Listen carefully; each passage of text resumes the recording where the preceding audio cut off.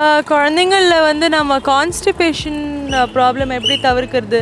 ஏன்னா சம்மர்ல சூடுனால திடீர்னு மோஷன் ப்ராப்ளம் ஸ்டார்ட் ஆகுது. ஸோ கான்ஸ்டிபேஷன் ப்ராப்ளம்க்கு நம்ம ப்ரிவென்டிவாக என்ன மெஷர்ஸ் எடுத்துக்கலான்னு சம்மர் பெர்ஸ்பெக்டிவ்ல நீங்கள் சொன்னீங்கன்னா நல்லாயிருக்கும். கான்ஸ்டிபேஷன் குழந்தைங்களில் ஒரு காமனாக பார்க்குற ஒரு பிரச்சனை. ஒரு வயதுக்கு மேலே இருக்க குழந்தைங்க யூஸ்வலாக வந்து இந்த பிரச்சனையோடு வருவாங்க. 2 நாள் அல்லது 3 நாளைக்கு ஒரு தடவை மோஷன் போவாங்க. இல்லை போகும்போது ரொம்ப கஷ்டப்பட்டு முக்கி போக வேண்டி இருக்கலாம். சில குழந்தைங்க மோஷன் போகும்போது ரத்தம் கூட பாஸ் பண்ணுவாங்க. இந்த மாதிரி ஏதாவது ஒரு பிரச்சனை இருந்தாலும் குழந்தைக்கு மலச்சிக்கல் இருக்குன்னு தான் அர்த்தம். இப்போ வந்து கான்ஸ்டிபேஷனை நம்ம 2ஆக பிரிச்சுக்கலாம்.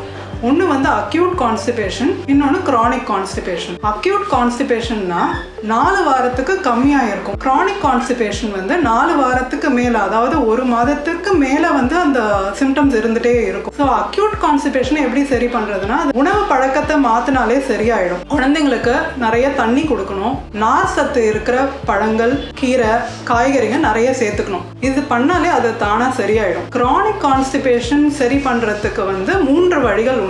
ஃபர்ஸ்ட் வந்து பாட்டி ட்ரைனிங்னு சொல்லுவோம். குழந்தைங்களை வந்து 2 தடவை, அதாவது காலை ஒரு தடவையும் மாலை ஒரு தடவை சாப்பிட்ட பிறகு ட்ரெயின் பண்ணணும். உட்கார வச்சு ட்ரெயின் பண்ணணும்.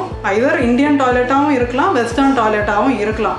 வெஸ்டர்ன் டாய்லெட்டாக இருந்தால் அவங்க உட்காரும்போது ஒரு கால் கிட்ட ஒரு ஃபுட் ஸ்டூல் போட்டு உட்கார வைக்கணும். 2வது வந்து குழந்தைங்களோட உணவு. நான் ஏற்கனவே சொன்ன மாதிரி கண்டிப்பாக நிறைய தண்ணி குடிக்க வைக்கணும் குழந்தைங்களை. அதுவும் வெயில் காலத்தில் தண்ணி நிறைய தேவைப்படும் குழந்தைங்களுக்கு. 2வது வந்து நிறைய காய்கறிங்க, கீரைங்க, பழ வகைங்களை கண்டிப்பாக டயட்டில் எடுத்துக்கணும். அளவுக்கு மீறிய பாலை வந்து அவாய்ட் பண்ணிக்கணும். ரொம்ப பேக்கரி ஐட்டம்ஸு, பிஸ்கெட்ஸு இதெல்லாம் கொடுக்கறத நம்ம தவிர்க்கணும். 3வது வகை வந்து மருந்துங்க. சில குழந்தைங்க வருடக்கணக்காகவே இந்த பிரச்சனையோடு வருவாங்க.